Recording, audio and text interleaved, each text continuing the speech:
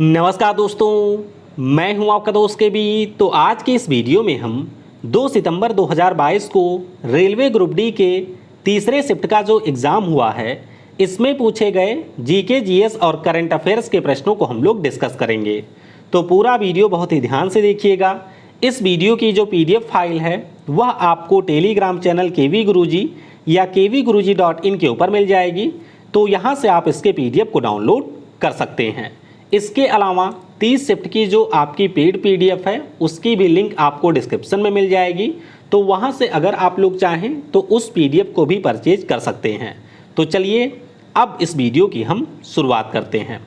देखिए, एक प्रश्न पूछा गया था कि आईपीएल 2022 में टोटल आपकी कितनी टीम शामिल हुई थी। तो ध्यान रखिएगा, 2022 के अगर हम लोग आईपीएल की बात करते हैं तो इसमें आपकी टोटल 10 टीमें शामिल हुई हैं।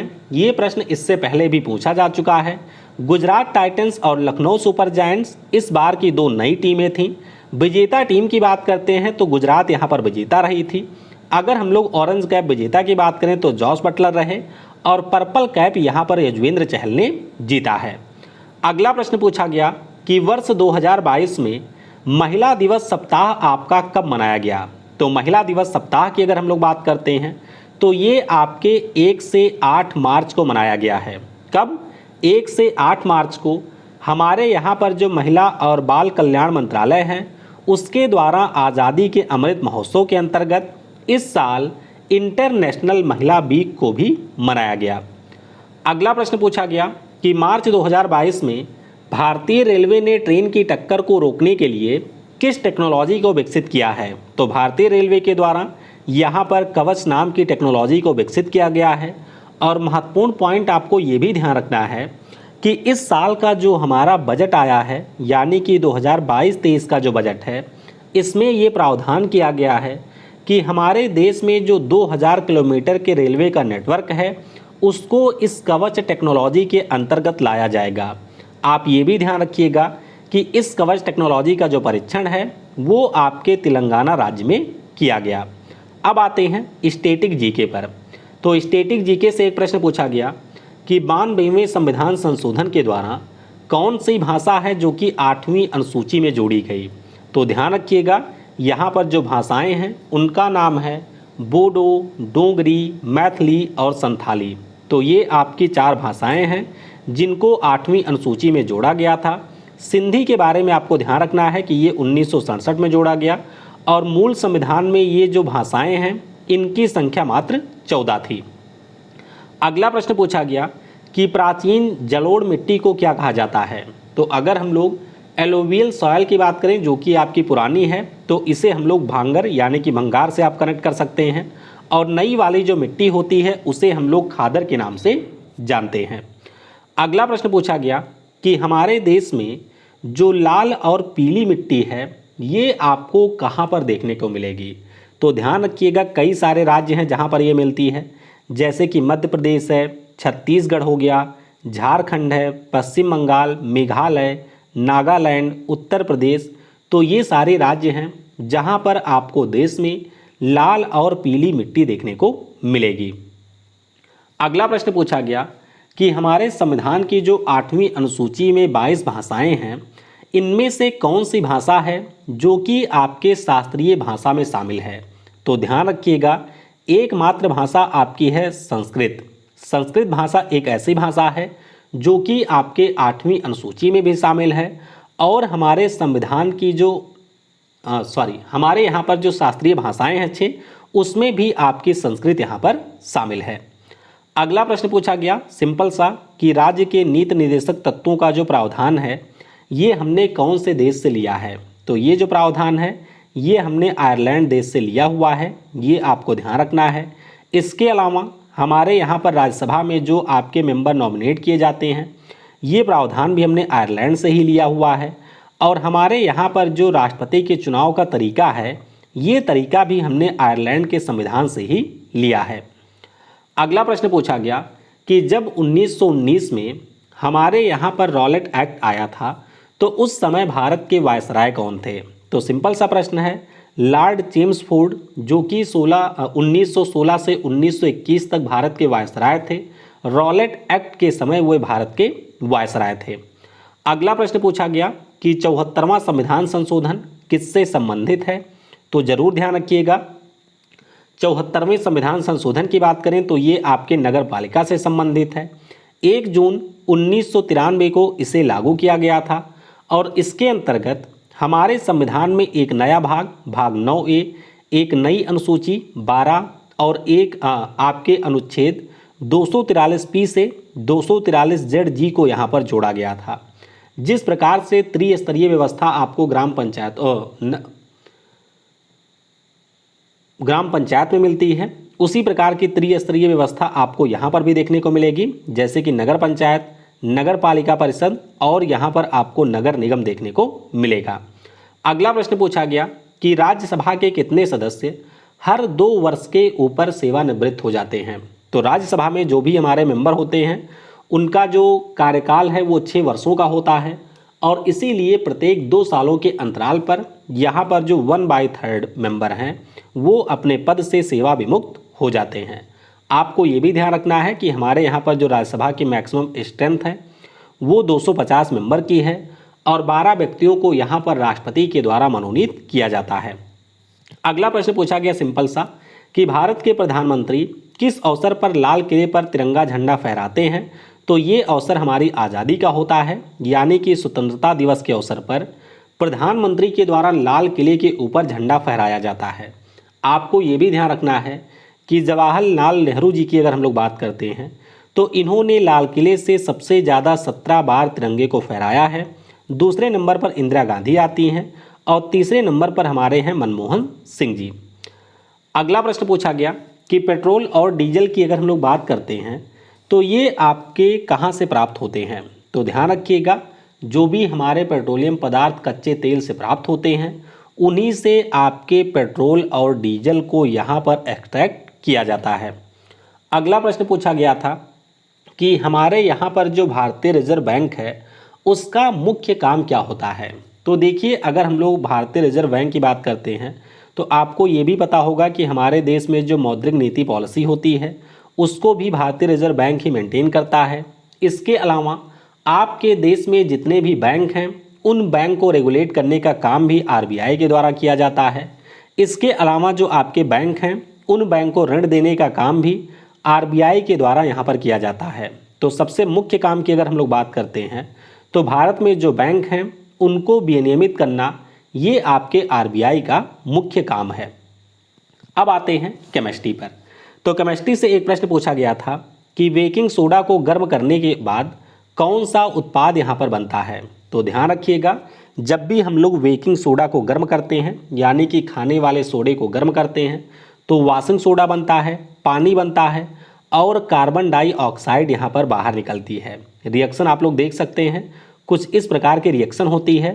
तो वाशिंग सोडा, कार्बन डाइऑक्साइड और यहाँ पर जल आपका उत्पाद बनता है। अगला प्रश्न पूछा गया कि 2AgBr ये बनाता है 2Ag + Br2, तो ये किस प्रकार की अपक्रिया का उदाहरण है, तो ध्यान रखिएगा ये आपकी एक प्रकार की अपघटन अपक्रिया है। लेकिन अगर आपसे पूछा जाए कि अपघटन अपक्रिया में ये किस प्रकार की है, तो ये आपकी एक फोटोकेमिकल डिकम्पोजिशन रिएक्शन है। इसका मतलब क्या हुआ, इसका मतलब ये होता है कि यह हमारी एक ऐसी रिएक्शन है जिसमें यहाँ पर AgBr का जो टूटना है वो आपके एनर्जी जो है वह लाइट के फॉर्म में एब्जॉर्ब करने के बाद टूटता है, यानी कि जो आपके फोटोन होते हैं फोटोन की एनर्जी को ये अवशोषित करता है और उसके बाद में सिल्वर ब्रोमाइड, सिल्वर और ब्रोमीन में यहाँ पर टूटता है। अगला प्रश्न पूछा गया कि एक हमारे पास में एलिमेंट X है जो कि क्लोरीन से अपक्रिया करके XCl बना रहा है, तो आपको X के बारे में बताना है कि कौन सा स्टेटमेंट सही है। देखिए यहाँ पर कई सारे आपके जो स्टेटमेंट दिए गए थे उसमें यही बताया गया था कि X के आखिरी कोष में 1 संयोजक इलेक्ट्रॉन है या 5 संयोजक इलेक्ट्रॉन है, तो इसी प्रकार के स्टेटमेंट दिए गए थे। और यहाँ पर अगर आप लोग इस कंपाउंड को देखेंगे तो आप सभी को ये पता होता है कि Cl के ऊपर एक माइनस चार्ज होता है। अगर X हमारा एक ऐसा कंपाउंड है जिसके आखिरी कोष में 1 इलेक्ट्रॉन है तो वह अपना 1 इलेक्ट्रॉन निकाल देगा और इसके ऊपर आपके एक पॉजिटिव चार्ज आ जाएगा और उस स्थिति में ये Cl के साथ में आयनिक बॉन्ड बना लेगा। अगला प्रश्न पूछा गया कि निम्नलिखित में से कौन सी धातु नहीं है, तो ऑप्शन में एक सिलिकॉन दिया गया था। सिलिकॉन की अगर हम लोग बात करते हैं तो यह एक उपधातु यानी कि मेटलॉइड का एग्जाम्पल है। अगला प्रश्न पूछा गया कि MnO2 ये आपका HCl के साथ में अपक्रिया करता है, जिसके परिणाम स्वरूप MnCl2 पानी और क्लोरीन गैस यहाँ पर मुक्त होती है। तो आपको ये बताना है कि किसका यहाँ पर अपचयन हो रहा है। देखिए, जब हम लोग अपचयन की बात करते हैं तो अपचयन का सिंपल सा मतलब होता है कि जो हमारा पार्टिकुलर यहाँ पर एलिमेंट है, उस एलिमेंट की जो ऑक्सीकरण संख्या है वो घट रही है। अगर आप लोग इस साइड में देखेंगे तो Mn की ऑक्सीकरण संख्या +4 है, जबकि अगर आप लोग इस साइड में आएंगे तो +2 हो रही है, यानी कि Mn की ऑक्सीकरण संख्या घट रही है। तो उस स्थिति में इसका यहाँ पर हो रहा है अपचयन। वहीं पर अगर हम लोग क्लोरीन की बात करते हैं तो क्लोरीन का ऑक्सीडेशन नंबर यहाँ पर -1 है, जबकि इस साइड में 0 है। तो इसका ऑक्सीडेशन नंबर बढ़ रहा है, यानी कि क्लोरीन का यहाँ पर आपके क्लोरीन का आपके ऑक्सीकरण यहाँ पर हो रहा है, ये आपको ध्यान रखना है। बाकी इसका अपोजिट होता है ऑक्सीकरण एजेंट, यानी कि MnO2 यहाँ पर ऑक्सीकरण एजेंट है। वहीं पर अगर हम लोग HCl की बात करें तो यह आपके अपचायक एजेंट के रूप में काम कर रहा है। अब आते हैं फिजिक्स पर। तो देखिए, फिजिक्स में एक प्रश्न पूछा गया था कि एक चालक के लिए जो पावर है वो 2200 वाट है, वोल्टेज यहाँ पर 220 वोल्ट है, तो आपको रेजिस्टेंस बताना था। तो P = BI या फिर B² = R का आप लोग यूज करेंगे। यहाँ से पहले हम लोग I को फाइंड आउट करेंगे, तो I की वैल्यू आपकी 10 एम्पियर आ जाएगी। उसके बाद में हम लोग V को फाइंड आउट करेंगे, R = 220 / 10 होगा, तो 22 ओम यहाँ पर रेजिस्टेंस की वैल्यू आ जाएगी। अगला प्रश्न पूछा गया कि उत्तल लेंस के लिए 18 सेंटीमीटर के वक्रता केंद्र पर वस्तु को अगर आप लोग रखते हैं तो इसके लिए जो इमेज है वो कहाँ पर बनेगा। तो यहाँ पर आप लोग यूज करेंगे फॉर्मूले का, F = होता है 9 सेंटीमीटर, और यहाँ पर उत्तल लेंस की बात हो रही है तो यहाँ पर F आपका पॉजिटिव हो जाएगा। अगर हम लोग वस्तु की बात करते हैं तो वो आपका यहाँ पर निगेटिव होगा और इमेज भी आपका हो जाएगा यहाँ पर पॉजिटिव। सारी वैल्यू को अगर आप लोग पुट करेंगे तो उसके बाद में 1/v को अगर आप लोग यहाँ से सॉल्व करते हैं तो ये वैल्यू आती है +18 सेंटीमीटर। तो ये वही केस हुआ कि जब हमने ऑब्जेक्ट को 2F1 के ऊपर रखा हुआ है और इमेज आपके 2F2 के ऊपर बन रहा है। अब अगर आपको इस डायग्राम के बारे में आइडिया है तो डायरेक्टली आप लोग इस प्रश्न को कर सकते थे, क्योंकि अगर हम लोग बात करते हैं यहाँ पर वक्रता केंद्र की, तो आप सभी को पता होना चाहिए कि वक्रता केंद्र के ऊपर जब कोई भी वस्तु रखी जाती है तो उसकी जो इमेज है वो आपको दूसरे वाले साइड में सेम दूरी पर देखने को मिलेगी। हाँ, तो ये वाला प्रश्न हो गया। इसके बाद में अगला प्रश्न पूछा गया कि किसी चालक का जो रेजिस्टेंस है वो किसके ऊपर निर्भर करता है। ध्यान रखिएगा, जो आपका फॉर्मूला होता है R = ρL/A, यानी कि ये अनुप्रस्थ काट के क्षेत्रफल, लंबाई और रेजिस्टिविटी के ऊपर डिपेंड करता है। इसके अलावा तापमान के ऊपर भी आपका जो प्रतिरोध है ये डिपेंड करता है। तो ज़रूर ध्यान रखिएगा कि किसी भी चालक का जब तापमान बढ़ता है तो उसका जो रेजिस्टेंस है वो भी यहाँ पर इंक्रीज होता है। अगला प्रश्न पूछा गया कि 12 ओम के आपके पास में कितने प्रतिरोध हैं जिनको आप लोग अगर समानांतर क्रम में जोड़ेंगे तो यहाँ पर जो इक्विवेलेंट रेजिस्टेंस है वो आपका 4 ओम हो जाएगा। तो ध्यान रखिएगा, यहाँ पर इनकी संख्या टोटल 3 होनी चाहिए। सिंपली आप लोग कर सकते थे 1/R = 1/12 + 1/12 + 1/12, सॉल्व करेंगे तो यहाँ पर वैल्यू 4 ओम आ जाएगी, यानी कि आपके पास में टोटल 3 रेजिस्टेंस मतलब 3 12 ओम के रेजिस्टेंस होने चाहिए। अगला प्रश्न पूछा गया कि अवतल दर्पण के लिए जो फोकस दूरी है वो 8 सेंटीमीटर है और वस्तु की जो दूरी है वो यहाँ पर है 16 सेंटीमीटर। तो आपको प्रतिबिंब के बारे में बताना था। तो दर्पण फार्मूला होता है 1/F = 1/b + 1/u। अवतल दर्पण की बात हो रही है तो इसके लिए F, V और U तीनों आपके नेगेटिव हो जाएंगे। सारी वैल्यू को आप लोग रखेंगे तो 1 / -8 = 1/b + 1/-16 यहाँ से करेंगे, तो उसके बाद में 1/b equal to -2 + 1 divided by 16 और यहाँ से सॉल्व करेंगे तो v हमारा हो जाएगा -16 सेंटीमीटर। तो ये आप लोग देख सकते हैं कि कुछ इस प्रकार का यहाँ पर केस बनेगा, यानी कि जो हमारा ऑब्जेक्ट है वो हमने सी के ऊपर रखा हुआ है और जो आपकी इमेज बनेगी वो भी आपके सी पर बनेगी। यहाँ से आप लोग डायरेक्टली भी कर सकते थे अगर आपको डायग्राम पता होता कि फोकस दूरी 8 सेंटीमीटर है और वस्तु अगर आपके 16 सेंटीमीटर के डिस्टेंस पर रखी गई है, तो इसका सिंपल सा मतलब है कि वो जो वस्तु है वो सी पर है और सी पर जब भी कोई ऑब्जेक्ट होता है तो अवतल दर्पण के लिए जो उसकी इमेज है वो भी आपके सी के ऊपर ही बनेगी। अगला प्रश्न पूछा गया था कि अवतल दर्पण के लिए एक प्रकाश की किरण मुख्य अक्ष के समानांतर आती है और दर्पण से परावर्तन के बाद 10 डिग्री का कोण ये बनाती है, तो सी पर रखे वस्तु के साथ में क्या कोण इसका बनेगा। देखिए आप सभी को ये पता होगा, यहाँ पर थोड़ा ध्यान दीजिएगा। ये हमारे पास में एक दर्पण है और अगर कोई भी किरण इस प्रकार से मुख्य अक्ष के समानांतर आती है तो ये आपके परावर्तन के बाद में फोकस से होकर के आगे बढ़ेगी। अब इसके बीचों बीच से अगर हम लोग एक किरण ड्रॉ करते हैं तो ये आपकी जाती है सी से, और यहाँ पर आप सभी को ये पता होगा कि किसी भी किरण के लिए जो आपका एंगल ऑफ इंसिडेंट होता है वो आपका जो आपका बाहर निकलने वाली किरण है उसके एंगल के बराबर होता है, यानी कि आई और आर बराबर होंगे। आई प्लस आर की वैल्यू अगर 10 डिग्री है तो आपको ये ध्यान रखना है कि यहाँ पर जो हमारा आई होगा वो आर के बराबर होगा। उस स्थिति में आई हो जाएगा यहाँ पर 5 डिग्री। तो जिन्होंने भी आज पेपर अटेम्प्ट किया था आप लोग बताइएगा क्या 5 डिग्री ऑप्शन में दिया गया था या फिर प्रश्न कुछ अलग तरीके से यहाँ पर पूछा था। अगला प्रश्न पूछा गया कि उत्तल लेंस के लिए कोई किरण अगर समानांतर आती है हमारे प्रिंसिपल एक्सिस के तो अपवर्तन के पश्चात ये कहाँ से गुजरेगी।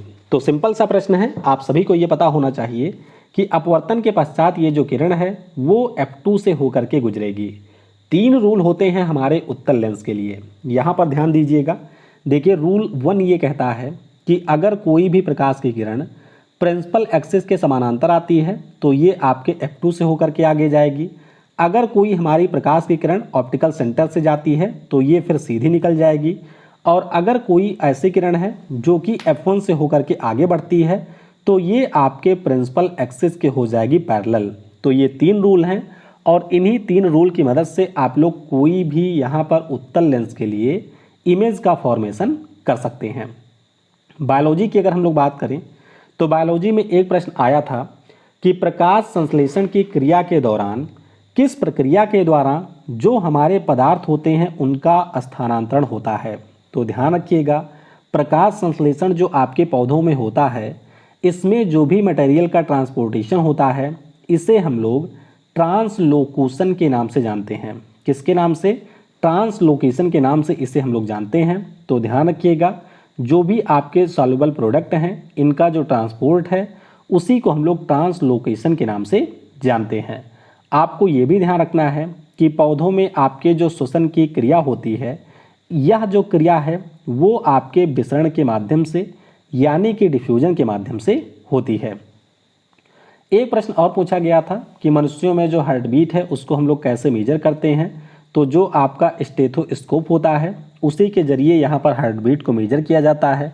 इससे पहले आपसे ब्लड प्रेशर के बारे में पूछा गया था, तो नीचे कमेंट में ज़रा आप लोग ये बता दीजिए कि ब्लड प्रेशर को हम लोग कैसे मेजर करते हैं। फिर एक प्रश्न पूछा गया कि मानव की जो हड्डी है वो किस प्रकार के ऊतक से बनी हुई होती है। तो ये आपके कनेक्टिव टिश्यू से बनी हुई होती है। हालांकि कनेक्टिव टिश्यू के भी हमारे 4 प्रकार होते हैं, लेकिन बस आपको यहाँ पर ध्यान रखना है कि मानव की जो हड्डी है वो आपके कनेक्टिव टिश्यू से बनी हुई है। तो इस प्रकार से तीसरी शिफ्ट में जो भी हमारे प्रश्न पूछे गए थे उन सारे प्रश्नों को हमने डिस्कस कर लिया है। अगर आपको किसी भी प्रश्न में कोई डाउट होता है तो ये मेरा व्हाट्सअप नंबर है, इस नंबर के ऊपर आप अपने डाउट को पूछ सकते हैं। Thanks for watching. जय हिंद, जय भारत।